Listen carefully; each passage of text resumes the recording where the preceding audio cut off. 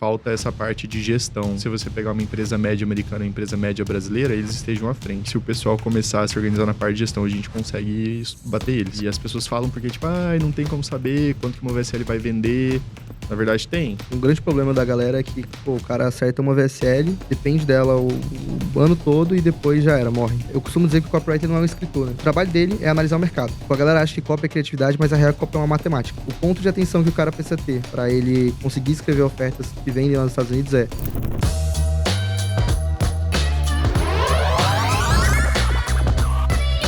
Fala pessoal, tá começando mais um PandaCast aqui no YouTube e no Spotify. Se você tá pelo Spotify, já ativa as notificações e principalmente se inscreve na nossa playlist, porque toda quinta-feira tem episódio novo às 5 horas da tarde. E o melhor, se você tá pelo YouTube, já se inscreve no canal, ativa o sininho também para não perder nenhuma notificação e principalmente aqui nos comentários deixa o que você achou desse episódio, que para mim é muito importante para saber o que você tá achando e principalmente se você tá aprendendo com os conteúdos que eu tô lançando aqui. Mas olha, sem enrolação, os meus convidados de hoje já literalmente quase zeraram o mercado, porque esses caras têm mais de 5 anos de bagagem com Direct Response. Tô aqui, inclusive, com o Copywriter Chief e com um cara que manja muito de gestão. Eles são simplesmente o Grupo Six. E olha, se você roda DR, que é o Direct Response, eu tenho certeza que você conhece eles. E hoje, eu prometo pra você que se você ficar até o final, vai ter um conteúdo de ouro, não só pra você faturar alto no mercado, mas principalmente pra você lucrar muito no mercado. E hoje, eu tô aqui com eles,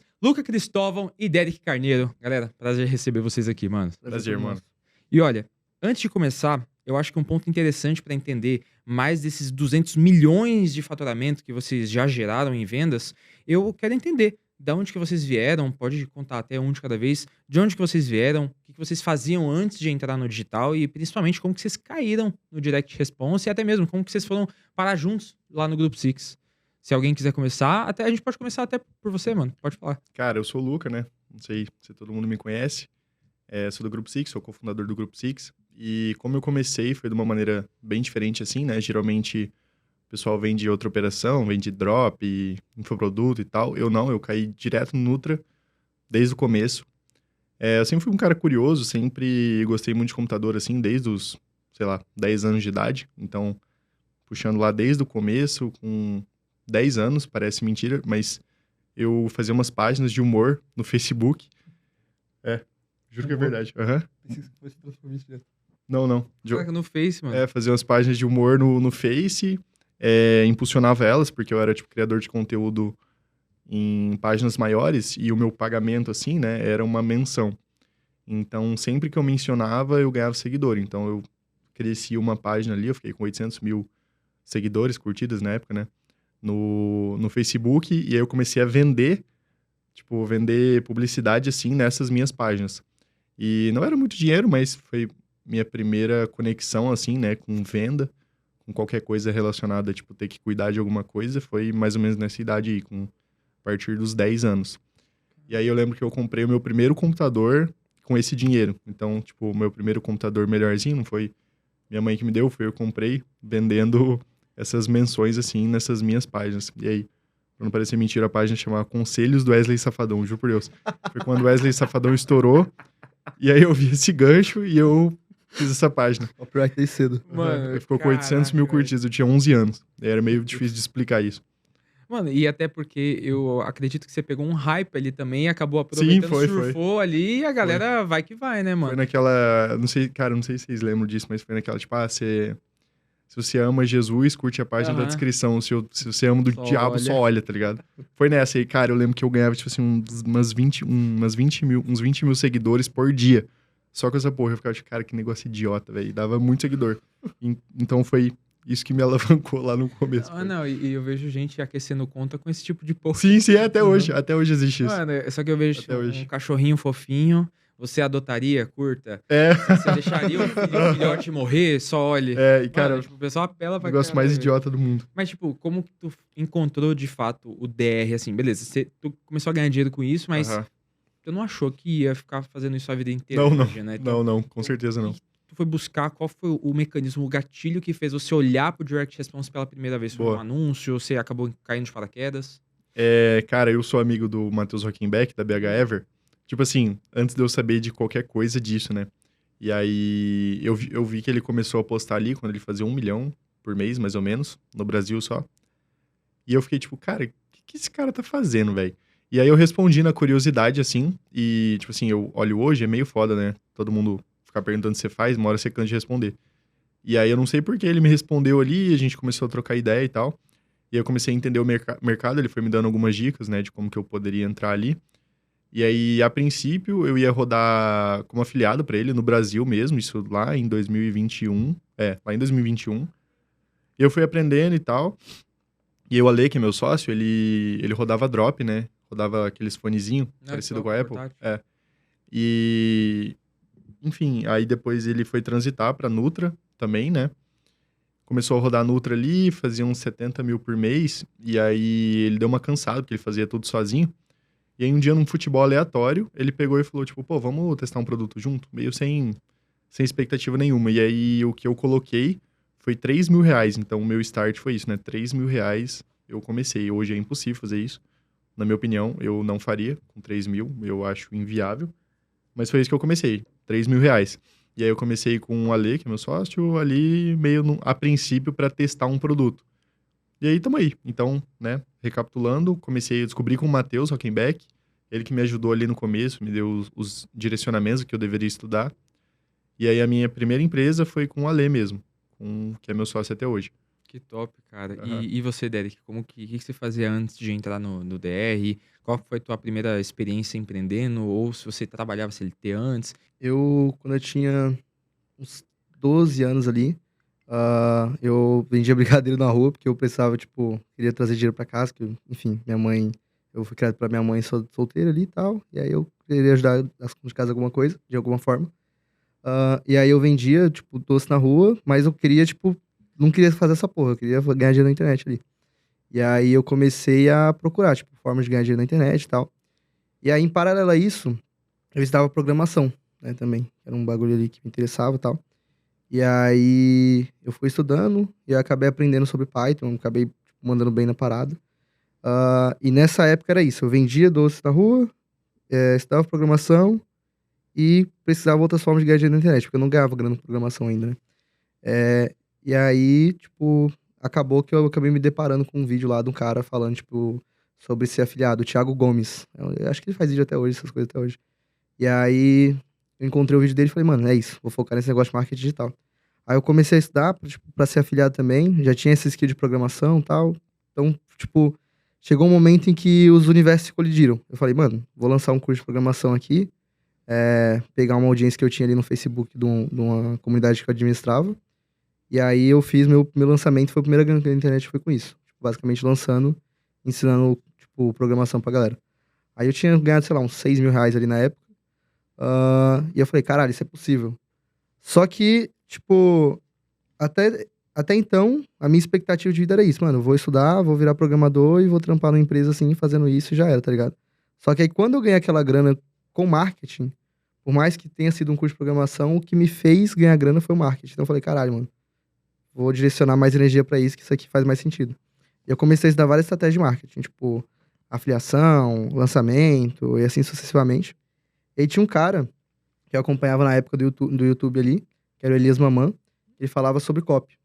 Ele falava, mano, copy é o que vai fazer você ganhar dinheiro de fato, tem que aprender copy, não sei o que, não sei o que. Eu falei, mano, é isso, vou focar nessa parada. E aí isso era, tipo, 2018.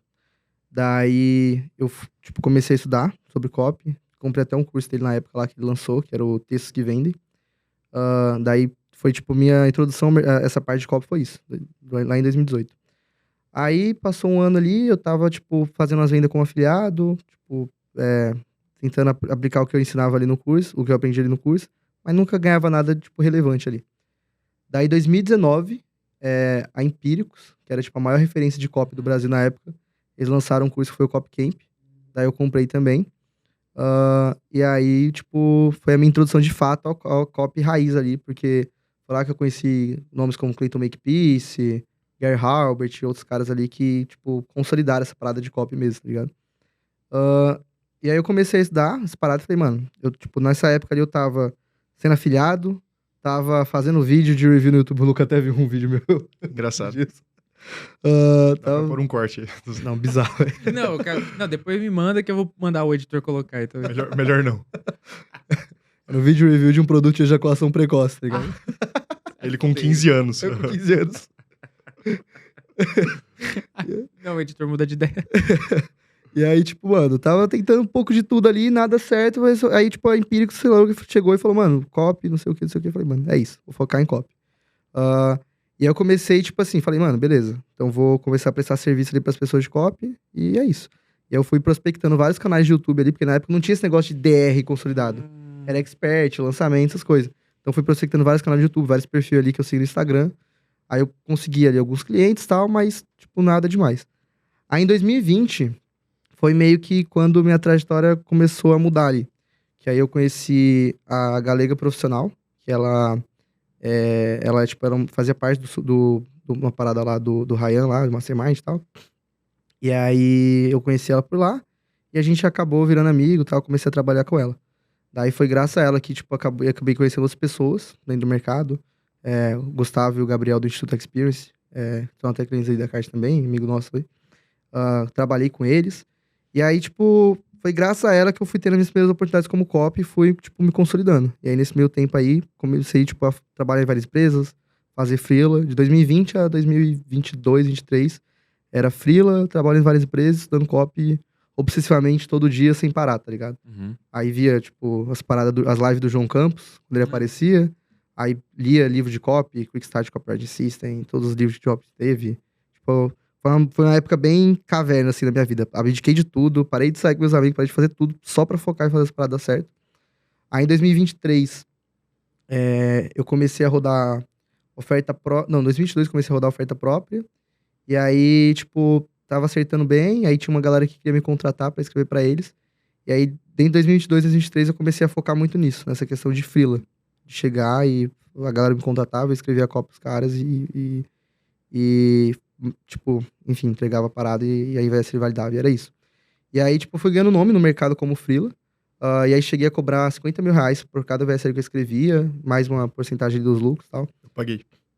Cara, E foi assim, tipo, que a gente se conheceu. E no começo do ano passado, o sócio dele, o Alê, me chamou pra fechar uma copy lá de diabetes. E aí eu escrevi.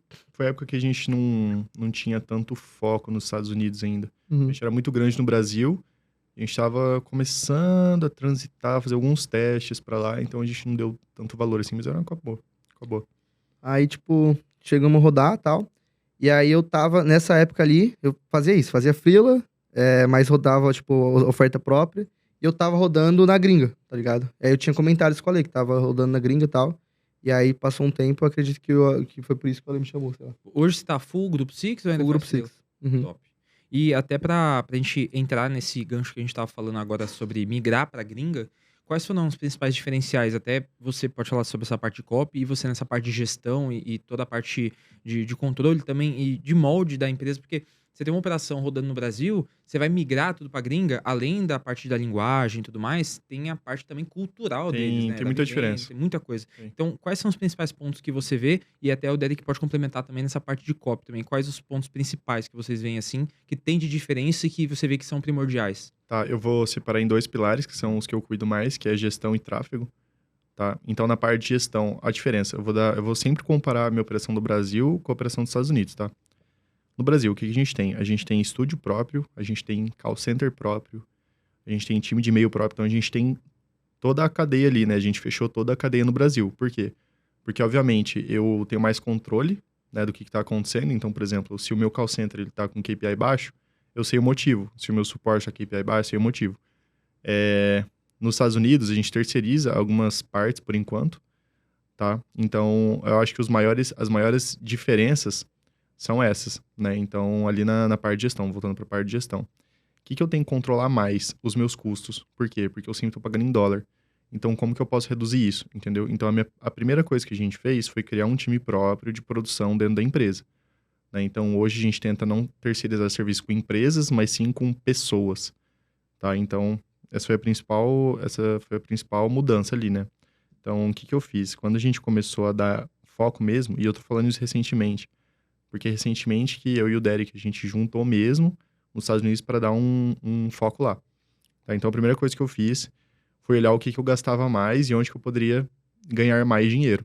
Tá? Então, esses foram os principais pilares de gasto. Produção, peguei um time que já era da Six ali, dei total foco no time de produção e eu consegui reduzir muito os meus custos mesmo, assim. Então, antes eu pagava ali $7.000 por uma VSL muito bem produzida, hoje eu tô pagando uns $3.500 ali, em média, tá? Então, basicamente, eu cortei pela metade. Ponto de atenção também é o call center, tá? Então, eu não sei se a galera tem uma visão muito clara sobre isso, mas grandes empresas, eles não rodam com uma margem muito alta de front-end, né? Que é a primeira compra ali da pessoa. Então, até no Brasil, assim, a gente tenta encurtar um pouco a nossa margem para conseguir jogar mais volume de lead no back-end e trabalhar melhor o nosso back-end, tá? Então, o que eu tenho que olhar na parte de call center? A minha conversão, né? A conversão do call center e os meus custos. Então, até eu chegar nesse call center que eu tô hoje, foram 3 call centers que eu passei, entendeu? Caraca. Então, beleza. Então, eu sempre trabalho por pilares, né? Os pilares mais importantes, que eu posso reduzir custos e ganhar mais produtividade mais rápido. Então, eu vou meio que nessa. Eu separo o primeiro mais fácil, o segundo mais fácil. Enfim, eu vou indo por dificuldade ali. Então, meu primeiro foi produção e agora eu tô indo para call center, né? Então, a ideia da Six agora, por isso que eu te falei que eu tava vendo escritório aqui em São Paulo, eu vou montar um call center aqui, entendeu? Então, isso vai ser a minha segunda etapa ali. Time de e-mail a gente já tem, e-mail SMS, né? Porque o SMS ele é mais lucrativo que o e-mail. Time de e-mail e SMS a gente já teve, porque foi meio que junto com o time de produção ali que eu já comecei a desenvolver. Também trouxe um time da Six, interna da Six, que já era do Brasil. Enfim, tô indo por etapas. Parte de tráfego. A principal diferença, na minha opinião, é que o tráfego dos Estados Unidos, ele é mais difícil. Por quê? Porque você tá pagando mais caro na métrica. Então, também é um puta ponto de atenção, né? Se o teu gestor ele não tem tanto conhecimento, ele não tem tanto bench de mercado, ele vai pagar caro achando que tá barato. Então, essa é a importância de ter um time sênior de tráfego também, para conseguir identificar erros mais rápidos, validar mais funis e conseguir trazer resultados lucrativos mais rápido, entendeu? Então, vamos lá, por sofisticação, né? O Brasil, ele é um país muito difícil de fazer marketing hoje em dia, talvez seja o segundo país mais difícil de vender, na minha opinião. O segundo lugar mais difícil de vender, né? E os Estados Unidos é com certeza o primeiro. Então, olhando isso, onde que eu tenho que ter um time mais sênior? Na minha opinião, nos Estados Unidos. Apesar do Brasil também precisar de um time muito forte. Então, sempre que eu... Sempre não, né? Mas quando eu fui reestruturar a empresa, eu e o Derek ali na parte dos Estados Unidos, eu demiti muita gente, transitei muita gente de operação dentro da Six, né? Que a gente consegue fazer isso. Então, como a gente tem Estados Unidos, Brasil e Colômbia, consigo meio que mover peças dentro da empresa. Então, a primeira coisa foi isso. Eu peguei todo o time que era mediano, né? Joguei para outros lugares da empresa e contratei só gente sênior. Então, nosso time hoje ele é, tipo, muito bom dos Estados Unidos. Então, basicamente, essa foi a primeira peça que eu mexi ali. Eu vejo que tem muitos pontos mais da própria gestão, mas o fator principal era você já ter meio que essa bagagem de ter operação aqui no Brasil para você saber como que você moldaria lá para fora, né? Sim, acredito que a bagagem ajudou muito, mas o que ajudou mais foi realmente parar, olhar para o mercado, né, fazer os comparativos ali. Então, o que eu preciso ter aqui que eu não preciso ter ali, o que eu preciso cuidar mais em ponto financeiro, né? Então, porque o dinheiro, no final das contas, ele é o mais importante. Então, o que eu precisava mais? Gestão ou dinheiro? Os dois. Não tem o mais importante, porque... Tipo assim, quando você quer ganhar velocidade de alguma coisa, tem que gastar mais. Não tem jeito. Então, esse foi o meu principal ponto, né? Gastar mais e ganhar velocidade ali. Tá? Então, foi meio que basicamente isso. Mas sim, a bagagem do Brasil com certeza ajudou muito. Mas o plano estratégico, a gente desenvolveu um planejamento estratégico antes, talvez tenha sido o fator principal ali. Várias mini etapas, né, que tu foi construindo ali na empresa com a base da gestão. E nessa época vocês estavam em quantos ali? Antes de você migrar para os Estados Unidos, fizeram em quantos? Não, na verdade, eu não criei as mini etapas. Eu criei a etapa maior e eu dividi isso em mini etapas depois, entendeu? Então eu peguei, tipo, pô, meu resultado final é esse. E aí você vai meio que de trás para frente. Você pega onde você quer chegar, você divide em mini etapas, entendeu? E aí, respondendo a pergunta... O nosso time, antes dos Estados Unidos, bombar, ele não era tão diferente. Por quê? Porque o nosso time dos Estados Unidos ele não é tão grande. Porque a gente terceiriza algumas coisas ainda, entendeu? Mas quando a gente pegar toda a cadeia, se a gente pegar, porque esses planos eles mudam também, né, conforme os ajustes, eu acredito que a gente vai para umas 70 pessoas. Hoje a gente tem 140 pessoas na empresa, né? Então, se juntar todas as operações, são 140 pessoas. Top, e a gente pra caramba. Não é à toa que vocês são acho o que- maior grupo de Direct Response da América Latina, né? Eu acredito que hoje sim.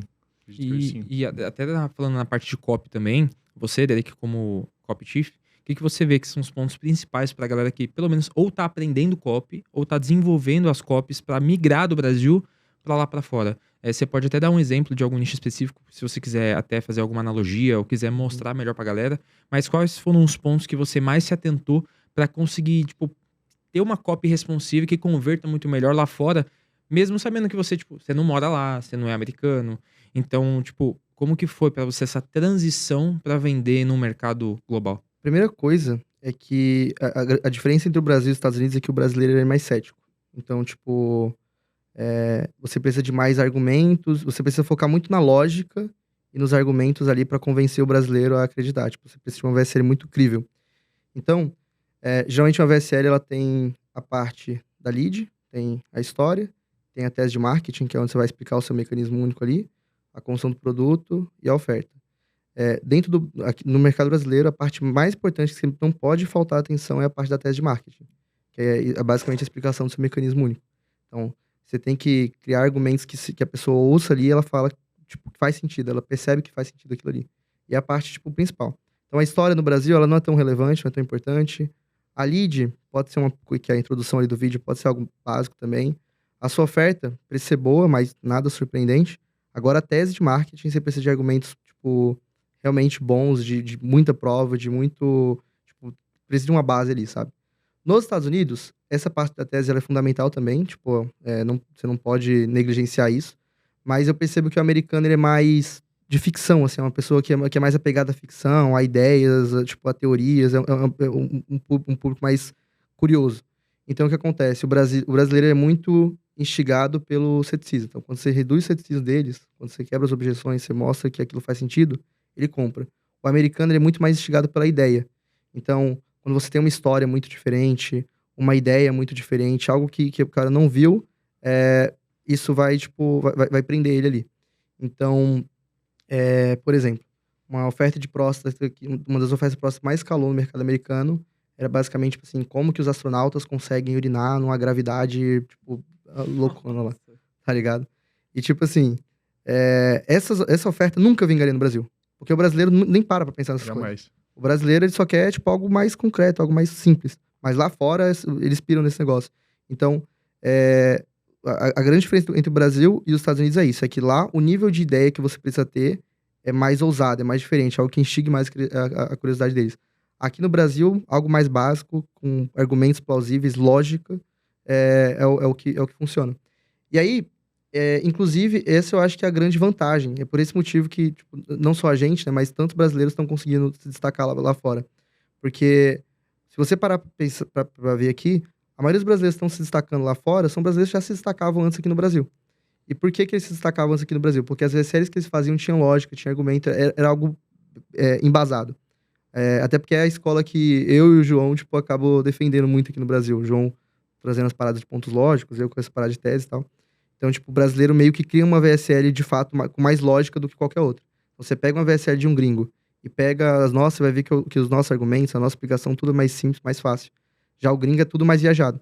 E aí, basicamente, o brasileiro, ele consegue escrever uma cópia mais simples, com uma explicação melhor, com argumentos mais plausíveis.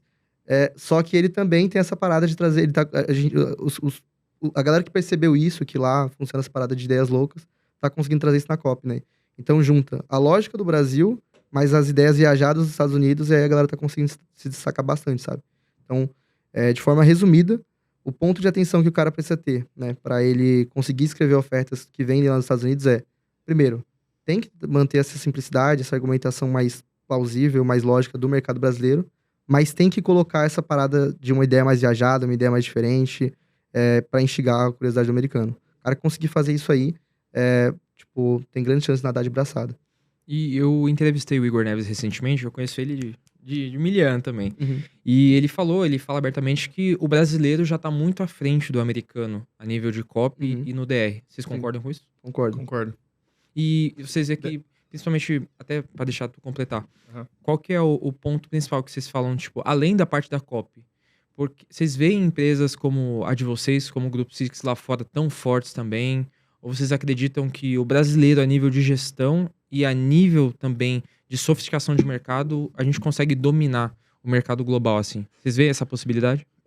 Eu vejo, realmente a minha meta ali como empresa é colocar a gente no top 5 mundo hoje, Uhum. tá? Eu acho totalmente possível, porque eu vejo as empresas fortes, mas elas pecam em alguns pontos, tá? Eu acho que o brasileiro, eu tava até conversando isso com o Mau Mau agora, em Las Vegas, a gente tem muito mais sede que eles, então a gente tem muito mais vontade, né? Eu não acredito que o americano, tipo, sábado, meia-noite, o cara tá lá trabalhando. Difícil. Entendeu? Eles trabalham numa rotina um pouco mais organizada que a gente. Então, essa sede de maluquice, de querer ir pra cima, o brasileiro, ele é superior, ele tá à frente hoje, né? Mas eu acredito que hoje, se for pegar um comparativo, eu acho que a gente é bem mais organizado, o Grupo Six é bem mais organizado que a maioria das empresas do Brasil, modéstia à parte. E eu acho que falta essa parte de gestão, tá? Talvez, se você pegar uma empresa média americana e uma empresa média brasileira, eles estejam à frente. Mas eu acho que a gente, hoje, né, Brasil, se a gente se organizar bonitinho, se o pessoal começar a se organizar na parte de gestão, a gente consegue bater eles. Uma coisa que eu acredito que eles sejam superiores hoje é na parte da infraestrutura de back-end, tá? Eu acho que eles são superiores a gente hoje, até por uma questão de tempo, né? Então, eles já têm muito mais network, eles já estão nisso há muitos anos, então eles são superiores a gente, mas eu acredito que a gente consiga, sim, passar eles em pouco tempo, assim. Tá? Então, resumidamente, talvez hoje eles sejam melhores em parte estrutural, de empresa ali e tal, mas eu consigo ver o brasileiro com uma sede de conseguir resolver essa situação em pouco tempo. 2 pontos que eu quero fazer são 2 perguntas diferentes, tá? A primeira é, claro que hoje vocês têm um nível de resultado absurdo, até com as operações que vocês têm. Vocês podem falar quantas operações vocês têm hoje, no total? Tipo, Brasil, Estados Unidos, global, assim? A gente tem 3, os Estados Unidos, Direct Response Raiz, Brasil, Uhum. Direct Response Raiz, e na Colômbia, o modelo Cash on Delivery. Perfeito. Então, a gente fica nesses 3. 3 rodando, né? Aham. Inclusive, a de Cash on Delivery é uma outra pergunta que eu vou fazer depois. Mas o primeiro ponto é, como empresa do Grupo Six, assim, existe a possibilidade de um outro grupo pegar pelo teu valuation ali e comprar, literalmente, um grupo? Por exemplo, se vocês quiserem hoje comprar o grupo BH Ever, vocês conseguem, tipo, fazer uma proposta? Existe esse nível de compra de outras empresas, como se fosse uma startup ou uma unicorn? Existe Cara, esse nível tipo, de comprar uma empresa assim? Deve? eu acredito que sim, mas o multiplicador seria muito baixo. Por quê? Porque todas as empresas de Direct Response hoje, elas dependem de peças dentro da empresa. Ah, tá, mas outras startups também. Sim, mas eu acredito que o Direct Response mais do que qualquer coisa, entendeu? Então, eu não sei se uma empresa séria, que teria muita grana, compraria uma empresa de DR no nosso modelo, tá? Então, o que eu olho como longo prazo ali, né? Talvez médio prazo, seria fazer produtos com marca, tá? Então, é você brand. juntar o útil ao agradável. E um exemplo disso é a Golden Hip, que com certeza vale muita grana. A Empíricos, que também é um modelo meio mesclado ali com o Direct Response, que também vale muita grana. Foi vendida, inclusive, se eu não me engano, há um tempo atrás. Foi, acho que 600, 700 milhões. Foi vendida por um valor bem alto. Então, no nosso modelo atual, eu acredito que não, tá? Não sei se teria essa ousadia, alguma empresa teria essa ousadia e teria esse nível de risco. Mas num modelo misto, com certeza. É que tem esse ponto de Com querer certeza. construir equity, né?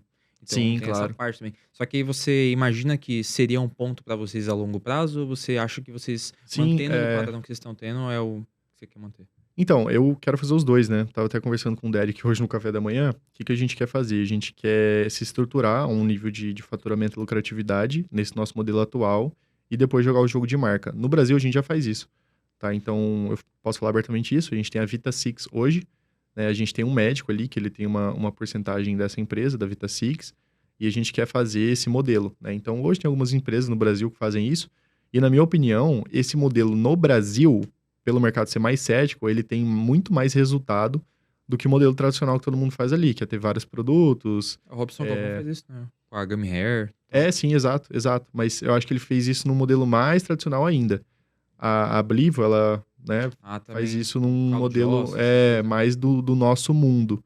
E eles, com certeza, têm um multiplicador muito maior que qualquer empresa concorrente, assim, entendeu? E você vê que os canais que eles anunciam hoje por exemplo, televisão, você vê eles Native na Ads. Gazeta.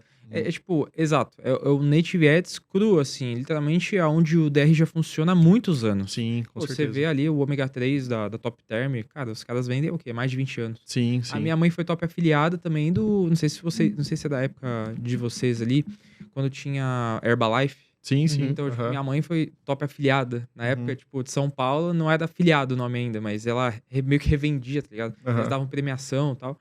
E o que hoje a gente tem como afiliado. Então, tipo, eu sempre me vi muito próximo desse mercado e por isso que eu tô te fazendo essas perguntas, porque eu vejo que o que era replicável antes como empresa física, mas sem ser do digital, eu acredito que pode ser, tipo, a gente trazer do digital também. Aham, E sim. trazer isso como uma empresa que pode ser vendida por milhões, até bilhão. Sim. Igual foi no caso, que você acabou Sim. de comentar. Então, a minha outra dúvida que eu estava comentando era de fato na parte de organização da empresa a nível de. Igual vocês estão construindo na Six. Quais são, por exemplo, eu quero agora criar um grupo. Uhum. Quais são os principais pontos?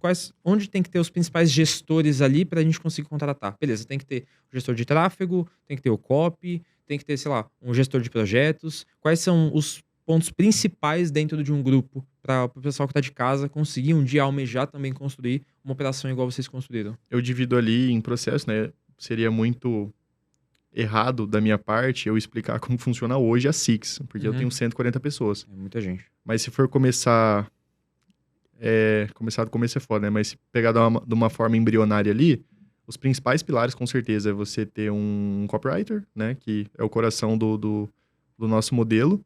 Um bom gestor de tráfego, um editor e, se possível, desde o começo, um gestor de projetos. Tá? Então, eu vi até o Matheus comentando isso em um grupo. Tipo, se possível, desde o dia zero, você já tem um gestor de projetos. Porque a tua casa, ela cresce organizada. Todo mundo tem cara de fazer isso? Não, obviamente. Então, geralmente, como que começa uma operação de DR, né? É um cara curioso ali, que ele descobriu o copywriting, ele começa a se aventurar, e aí talvez ele puxe um amigo que é gestor de tráfego, ou ele mesmo faz tudo, né? Então, geralmente começa nisso, né? Um copy, um gestor de tráfego, um editor, e aí geralmente o cara multiplica isso, depois ele puxa um suporte, e depois, se ele lembrar disso, ele puxa um gestor de projetos. Hoje tá bem mais comum, né? Quando eu comecei, tipo, Não tinha. Ninguém falava gestor de disso. projetos, todo mundo, tipo, mas o que ele faz? Entendeu? Mas hoje eu acho, tipo assim, crucial mesmo, assim, bem E até crucial. pra quem tá em casa e não sabe o que ele faz. O que ele faz hoje na operação de vocês? O gestor de projetos, ele organiza processos e projetos, né? Então, vou dar um exemplo como que acontece hoje. Hoje, eu que tô tocando o marketing dos Estados Unidos, porque como a gente reformulou, eu quis pegar ali, refazer tudo, e aí depois eu vou passar o bastão para alguém. Né? Então, o gestor de projetos é basicamente, a gente faz ali os nossos projetos no começo do mês. Então, o que a gente vai fazer no mês em VSL, o que a gente vai fazer manutenção de anúncio ali no decorrer do mês. Então, não sou eu que ficou organizando Monday, cobrando pessoas, pegando o andamento das coisas. Então, o gestor de projetos, ele é um facilitador do gestor, né? Que no caso sou eu. Então, é basicamente isso, né? A gente trabalha totalmente em parceria, todo dia eu preciso falar com ela, todo dia ela precisa me atualizar, todo dia ela precisa ver o andamento das coisas. Então, na minha opinião, o gestor de projetos é um facilitador.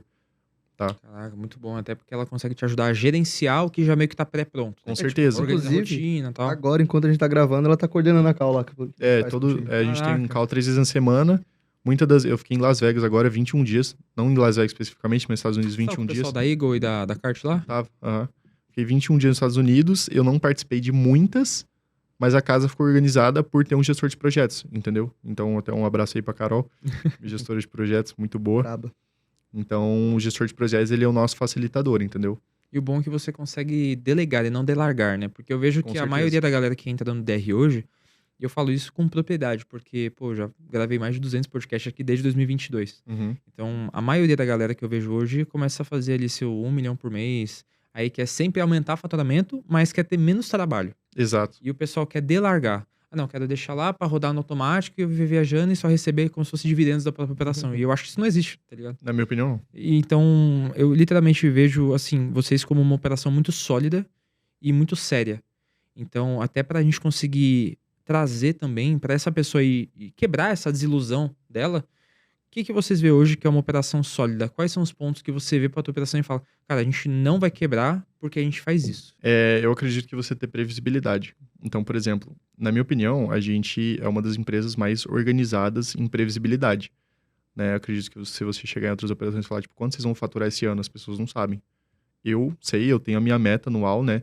E aí as pessoas falam porque, tipo, não tem como saber quanto que uma VSL vai vender. Na verdade, tem. Então, você pega o teu resultado final, você pega teus indicadores, você vê, né? Então, se eu puxar no mês passado, quantos VSLs eu fiz, quanto que eu faturei. Eu tenho uma média. Então, eu sei qual que é a minha assertividade ali, entendeu? Então, eu acho que é isso, falta previsibilidade. Por exemplo, todo mês a gente sabe quantas VSLs a gente vai escrever, quantos anúncios a gente vai escrever, o pessoal já sabe quantos anúncios eles vão escrever na semana, quantos anúncios ele tem que entregar por dia, entendeu? Então, a gente já tem a nossa previsibilidade. Tudo bem Então, especificado, vamos né? supor, eu puxei ano passado, a minha assertividade de VSL, ela ficou em 20%. Cada VSL me fez faturar 3 milhões. Eu tenho esse dado, entendeu? Então, a gente tem esses dados. Então, vamos supor, se eu escrevo 10 VSLs e a minha assertividade é 20%, eu sei que todo mês eu estou acertando 2. Se cada VSL me vende 3 milhões, eu sei que todo mês eu vou faturar 6 milhões, entendeu? Então, obviamente, esses não são os dados da Six, mas só explicando que tem como sim fazer isso. Para quem tá no começo, não tem, porque ele não tem assertividade, mas operações grandes que não tem um olhar para isso, eles estão ficando para trás, entendeu? Na minha opinião. E tem muita gente que faz muita grana, não se organiza, e aí perde muita tração, entendeu? Então isso acontece. Então, quando você se organiza, quando você sabe quantos materiais você deve entregar, e não é que você quer, você deve. Então, pô, para eu manter isso aqui, eu preciso entregar isso aqui. Né? Quando você tem um combinado com a tua equipe, você sabe sim quando você vai faturar, na minha opinião. Uhum. Tá? Às vezes, obviamente, o resultado do mês ele flutua, mas você precisa encontrar uma média, você precisa, né, saber quanto que você almeja ali, e você não pode passar disso. Até o Felipe Gobi, da Vita Science, ele tem uma aula no canal dele, que é bem boa, inclusive, já assisti, que ele mostra todos os indicadores e semanalmente ele vê se ele tá dentro ou fora da média. Então, tipo assim, a operação de vocês tem esse controle? Não tem? Né? Um ponto de atenção aí, sempre tem que estar se atentando a isso. E existe alguma... perdão te cortar, cara. Mas existe alguma automação ou você faz essa parte de estatística assim, você mesmo sabe fazer os cálculos, tem uma equipe só para olhar para isso, para fazer esse tipo de análise? Tá, toda a parte financeira, não sou eu que faço, mas toda a parte de marketing eu faço com a minha gestora de projetos, até o Derek, a gente pega pra fazer junto às vezes. Então, marketing eu faço. Financeiro não faço, quem faz é o pessoal da controladoria da empresa, então a gente tem um controller ali, ele que puxa todos os indicadores financeiros para mim, entendeu? Mas de marketing eu que faço. Top. E pode falar o que você vai falar. Então, eu acho que um outro ponto para essa questão de previsibilidade é justamente a questão de não colocar todos os ovos em uma única cesta, sabe? Então, tipo assim, tem um grande problema da galera é que, pô, o cara acerta uma VSL, aí depende dela o ano todo e depois já era, morre, sabe? Tipo, lá na Six a gente tá sempre priorizando o volume, tanto de VSL quanto de criativo, a lateralização em diversas fontes de tráfego. Então, cara, beleza, a gente tem 10 VSL rodando ao mesmo tempo, tem tantos criativos sendo produzidos semanalmente para cada uma dessas VSLs, a gente acerta tantos criativos rodando em cada uma dessas VSLs, e a gente roda cada uma dessas VSLs em 3, 4 fontes de tráfego diferentes. Então, quando uma conta do YouTube cai, o Facebook e o Native segura. Quando uma conta do Face cai, a outra segura, entendeu? Então, acho que... As contingências, né? As contingências. Tipo, uma coisa que a galera subestima muito é isso. Essa questão de, cara, de ter várias fontes de receita, várias fontes de tráfego. Tipo, isso é muito importante, tá ligado? Acho que é o 80-20 da previsibilidade tá nisso. Quais são os pontos que você vê que você mais precisa delegar da parte de copy pra tua equipe? Porque existe... Pô, tem o copy pleno, tem o sênior, tem o chief... até para explicar pra galera cada etapa do que significa cada nível de copy e até mesmo qual que é a função de cada um desses copies pro pessoal entender qual que é o teu nível dentro da Six como copy chief. Tem 3 níveis de copy, tem 3 categorias de copy que a gente contrata, que é o júnior, o pleno e o sênior. Aí tem os níveis também de júnior 1, 2, 3, mas aí tipo, entra outra questão. Subníveis. Mas é o pleno, o júnior e o sênior. Como que eu avalio assim, né? O sênior é o copywriter que ele acerta mais VSLs, mais ofertas, mais anúncios do que os outros. Por que ele acerta mais? Porque ele tem um nível de escrita alto, então ele consegue escrever de forma coesa, consegue argumentar bem, ele tem... Eu costumo dizer que copy é meio que uma linguagem paralela, sabe? Tipo, o cara que escreve copy, ele tem um jeito de escrever ali que você reconhece ali, o copywriter que é bom de escrita e o que não é. Então, o copywriter ele domina essa escrita persuasiva mesmo. Mas além da escrita persuasiva, ele domina principalmente a tomada de decisão.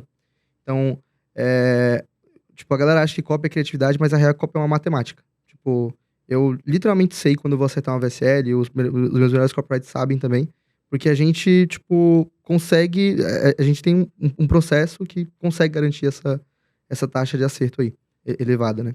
Ah, enfim, e aí o que acontece? O copywriter sênior, ele tem isso. Ele tem uma tomar de decisão melhor do que os outros, e ele tem um nível de escrita melhor do que os outros. Então, ele, consequentemente, ele vai acertar mais. O pleno, ele é um copywriter que ele é muito bom escrevendo. Ele tem uma escrita persuasiva avançada, tão boa quanto o sênior, só que o nível de tomar decisão dele é mais baixo. Ele não sabe muito bem qual o melhor mercado para escolher, ele não sabe muito bem qual a melhor ideia para escolher, qual o melhor mecanismo, qual o formato. Ele não consegue planejar a VSL de uma forma tão clara quanto o sênior. E o júnior é o cara que não tem nem o nível de escrita tão avançado e nem o nível de tomar decisão. Mas é o cara que tem muita fome, muita vontade, muita mentalidade ali, e tem potencial ali, sabe? As ideias dele são coisas que têm potencial. Quando a gente contrata um júnior, a gente tá contratando um júnior porque a gente acredita no potencial daquele cara, quer que ele evolua e cresça ali dentro da empresa. O pleno, a gente contrata porque sabe que, mano, o cara é bom de escrita, ele só precisa melhorar a tomada de decisão dele ali pra evoluir. E aí, tipo, meu trabalho com o pleno é basicamente ir montando os briefings, que é basicamente a etapa da copy, onde a gente planeja o que vai rolar, né? Então, eu monto os briefings com os caras, eu ajudo eles, direciono eles nisso pra melhorar a tomada de decisão. E aí, conforme ele vai construindo, ele melhora a tomada de decisão e rapidamente vira um sênior.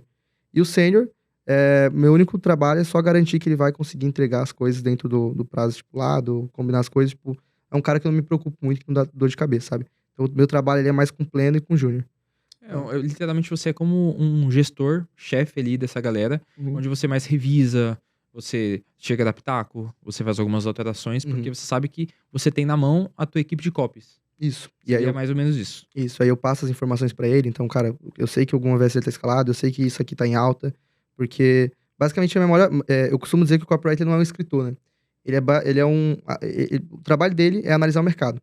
Então, você não tá escrevendo, tirando algo da sua cabeça, você tá aproveitando o que as pessoas já estão falando ali de comprar. Então, por exemplo, se você chega na Amazon ali e você procura por suplementos de emagrecimento e vê que, cara, o top 10 ali dos suplementos mais vendidos é sobre, sei lá, cúrcuma, turmeric, né?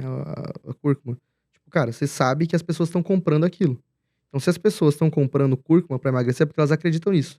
Então, seria burrice da minha parte eu tentar escrever uma VSL completamente sem surfar essa tendência, entendeu?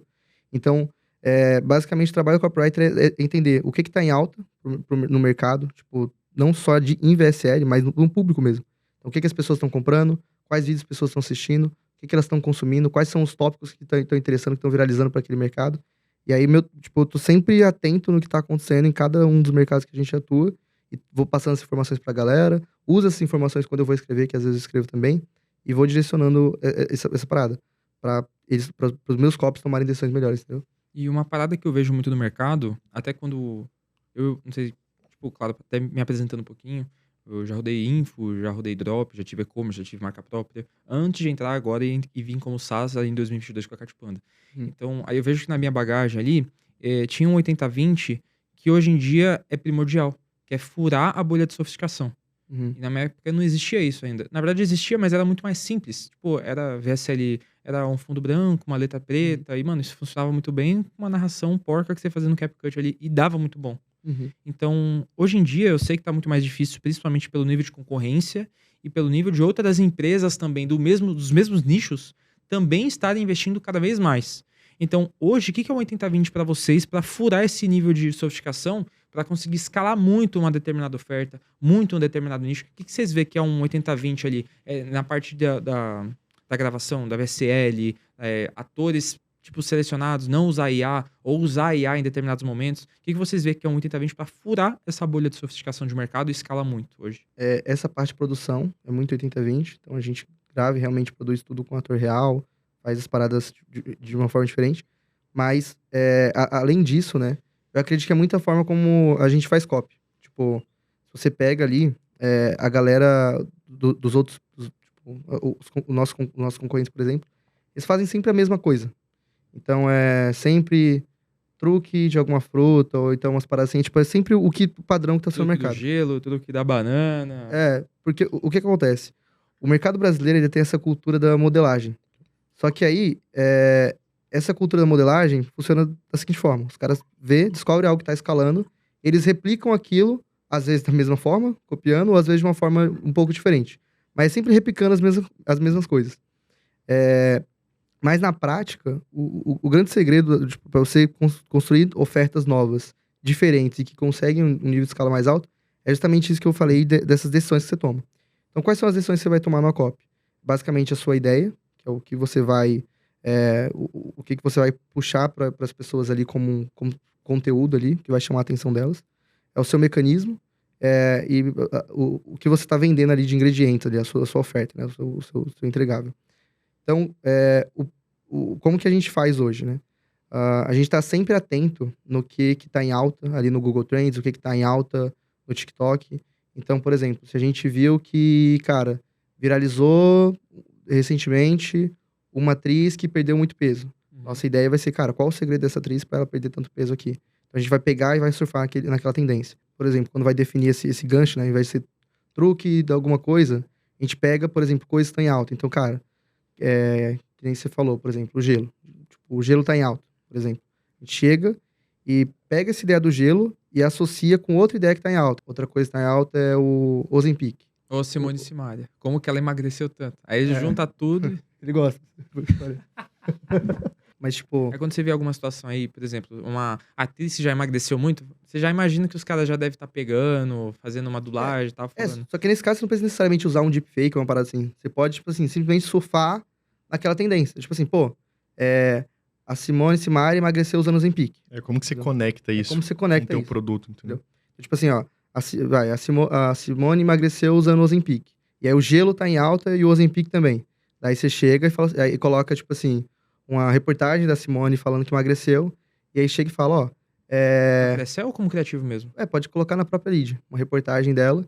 E aí, aí começa assim e fala, isso aqui é melhor que o Ozempic? Uma nova descoberta acaba de confirmar que esse Ozempic congelado é a melhor forma de emagrecer, tá ligado? Então, tipo assim, você usa esse hype do Ozempic, usa esse hype do negócio, só que usa o hype do gelo. Então, o que eu sempre peço pros meus copos é isso, mano. Olhem o que tá acontecendo no mercado, as tendências, o que tá viralizando, o que tá em alta naquele nicho e vai conectando essas ideias, tá ligado? Você não precisa fazer isso de uma forma realmente golpe. Você pode fazer isso de uma forma, tipo, só ir conectando, juntando uma ideia com a outra, entendeu? E até pra pegar um pouco nesse gancho, a gente vê muito, né, como você comentou, Ozempic natural, Monjaro, e são coisas que entram em hype, principalmente no TikTok, o Google Trends, como você falou.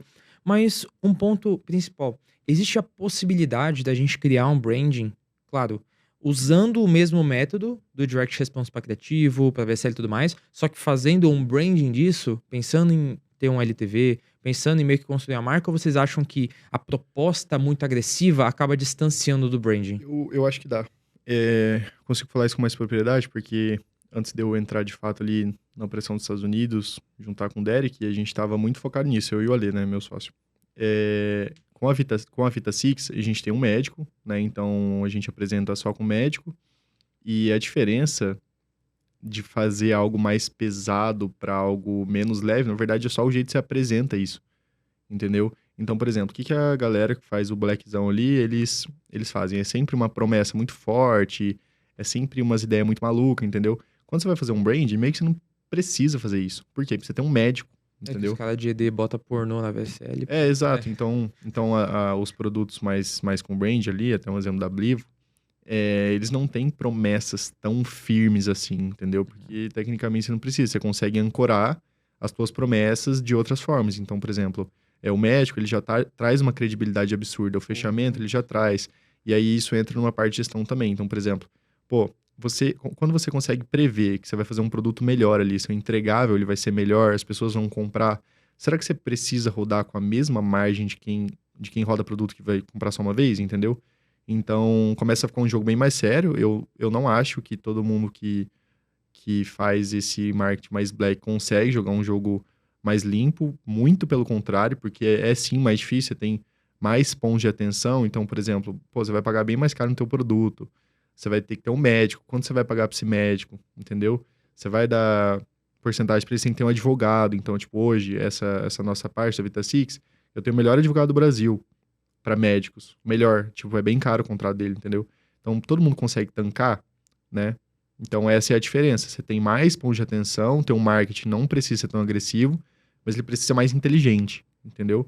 Então um copy mediano, ele não vai conseguir escrever uma VSL para esse cara. Por quê? Porque basicamente ele não vai ficar batendo em promessa. Ele vai ter que trocar essa promessa por coisas mais plausíveis, entendeu? Então essa é a diferença. É um jogo mais sênior, na minha opinião. Tá? E é o que vem dando mais certo no Brasil, tá?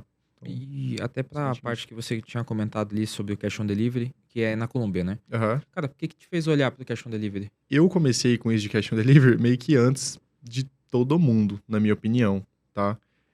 O Matheus começou a fazer lá na Colômbia, me falou e a gente meio que foi experimentando junto. Hoje ele não roda mais, eu continuei porque a gente criou não um ecossistema, mas um back-end forte ali, entendeu? Então eu desenvolvi meu próprio CRM, eu fechei contratos grandes com transportadora, com produto, mas basicamente a gente é uma... laboratório de lá, né? A gente tinha uma lucratividade alta com um marketing fraco, entendeu? Por ser um mercado bem menos sofisticado. Foi isso que me fez olhar para lá. E aí, mas o que é meio complicado hoje é o ponto de alavancagem, né? Então lá não tem como você escalar tanto. Então, por exemplo, para quem tá confortável em fazer 1 milhão por mês ali, eu acho uma oportunidade boa. Mas para quem quer fazer 100 milhões por mês, né? Será que vale a pena? Será que vale a tua energia?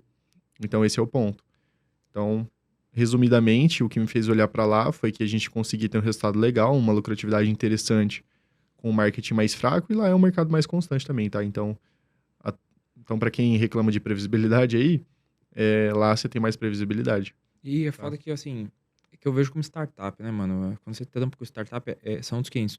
Uhum. Mas um ponto que eu vejo, mano, é uma compra absurda de lead. Total. Você tem lead a rodo, mano. Total. Qualquer empresa de saúde compraria teus leads facilmente. Sim, eu tenho 300 mil leads na Então, Colômbia. pô, 300 mil leads, cara. Se você pega pra um branding stage, se você só roda e-mail marketing lá, só de recompra, quanto que isso não dá? Dá muito mais do que qualquer operação que tá começando, tipo, agora do zero. Eu concordo. Então, tipo, é por isso que eu vejo esse ponto de... essa falta de reaproveitamento. Tipo, tem uma dúvida que eu posso falar pra vocês, como vocês estão no campo de batalha. Não compensaria pra você vender parte dos seus leads pra outras empresas? Ou, tipo, vender lista, ou até Compensa. mesmo... Uhum. Porque Se eu quiser vejo esse comprar, eu tô ponto. vendendo, só me chamar na DM. Porque eu tava parando pra pensar. Pô, tu joga ali, pô, 100 milhões de faturamento no mês. E tudo público frio. Sim, Teoricamente, na uma porcentagem Colômbia, muito pequena, né? na minha opinião, não tem como fazer isso na Colômbia. Isso que eu ia falar. Esse E era o aí, gancho. por que eu olho cada vez menos para mercados menores? Porque, tipo assim, modéstia à parte, o time da Six, ele é muito bom. Muito. A gente tem, talvez, o melhor time de copy da América Latina, na minha opinião, concorda? Concordo. Então, eu tenho esse luxo de olhar para mercados que me colocam mais grana, entendeu? Então, por exemplo, cara, por que eu vou dar tanta atenção para a Colômbia se eu posso dar mais atenção para os Estados Unidos? Tá, mas por que você ainda tem operação lá? Porque ela roda bem no automático, tá? Então a gente conseguiu ali com líderes com mais senioridade, com a operação mais encaixada, fazer ela rodar de forma mais automática. Então não é algo que me toma tempo. Eu devo gastar na Colômbia, sei lá, 30 minutos por semana, entendeu? Então, o que eu olho mais lá é indicador, tá? Eu não fico olhando marketing, revisando marketing, porque a gente já tem um time que faz ela rodar com as próprias pernas. Então, esse é meu ponto, né? Vale a pena? Pô, vale. Mas depende do seu nível ali, depende do teu tamanho, da tua expertise, entendeu? E até eu acho que... Ah, não, perdão, pode continuar. Não, eu acho que, por exemplo, a minha energia pessoal, do meu sócio, do Derek, eu acredito que não vale tanto o esforço. Mas, pô, se você tá começando ali, né, você quer experimentar um mercado que é mais barato, aí eu acho que vale, sim. E até pra aproveitar esse ponto de Colômbia que você falou, aproveitando o gancho, quanto que você acha que é o ideal pra pessoa começar com caixa baixo ali na Colômbia? Cash on delivery, claro. Tá, o meu primo, consigo trazer um exemplo bem próximo, ele queria começar e ele ficava tipo, você luta Brasil. Eu falei, cara, não faz isso. Por quê? Você não sabe nada de copy, você tá começando, então vai no mercado mais fácil, entendeu? Aí eu apresentei pra ele o caminho, conectei ele com as fábricas e tal, e ele começou. Se eu não me engano, ele começou com 5 mil. E aí, qual que é o normal pra galera não desanimar? Cara, você começa com 5 mil, você nem olha pra 5 mil. Por quê? Porque provavelmente você vai ficar rodando empatado por um bom tempo. Então ele fez isso, ele rodou empatado ali, patinando por uns 8 meses, talvez, até ele aprender as coisas. Hoje ele tá fazendo uns 10 mil no bolso por dia, eu chuto. 10 mil no bolso de faturamento. tá? Então, não é do grosso dos leads, é dos que pagaram mesmo, tá? Então, deve estar vendendo no bolso uns 300 pau por mês. E só pra eu entender, o cash on delivery o cliente paga quando chegar na porta pra ele? É, na porta. Na Aham. porta, né? Bateu na porta, o cara tem que pagar e ele Então, recebe. tipo, o tipo de... Não seria, teoricamente, a taxa de recusa deve ser baixa, né? Mas deve acontecer, tipo... Não é sei muito lá, baixa, não. o motoboy chega e, tipo, a pessoa não atendeu. Então, tipo, tem esses tipos de custos adicionais também? Tem. A minha taxa de aceitação é 60% hoje. Eu não acho que seja muito alto, tá? Eu acho que é uma taxa média ali, eu acho que dá pra fazer bem mais. Já conversei com gente, falou que é 80 e tal, mas a minha não é, tá? Quando a pessoa recusa, o produto ele volta, né, pro CD ali e você arca com um frete. Então, esses são os pontos de maior atenção. É o teu custo de frete, você tá numa empresa que te atende um frete barato ali e você tá numa plataforma que faz as entregas rápido. E acho que essa pergunta pode ser um pouco mais direta pra ti, Derek, porque eu vejo que nesse ponto, a nível de sofisticação de mercado, quais são os países ali que você olha que a galera que é iniciante pode começar? Porque tem muita gente que acompanha a gente, que é do Drop, a própria Janaína e a Gabriela, elas rodavam Drop com a gente e migraram pro ADR. Então, hoje pra você, que vê que a galera que já tem um nível que é mais consciente de mercado, já é do e-commerce, já manja dos gatilhos, já sabe vender, onde que essa galera consegue começar no DR? Porque, pensa comigo, o pessoal do e-commerce nunca fez uma VSL. Uhum. O pessoal não vai manjar. O pessoal é literalmente, no linguajar nosso, que é cabaço de VSL. Então, o que você acha que é o ideal para essa pessoa? Onde que ela pode começar? E o que ela precisa olhar primeiro? Tem várias formas, assim, do cara que tem essa skill, né, que vem do e-com, entrar, assim, no DR.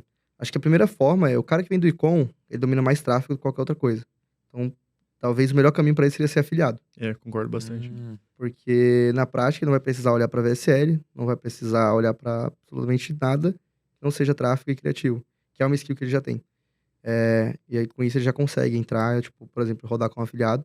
E para rodar com um afiliado só nos Estados Unidos, nem outro país. Tipo, vai, na Europa e tal, talvez compense, mas Brasil mesmo e Latam não compensa. Então, tipo, eu acho que talvez essa é a principal skill. Caso o cara... Esse é o primeiro caminho ali que eu indicaria.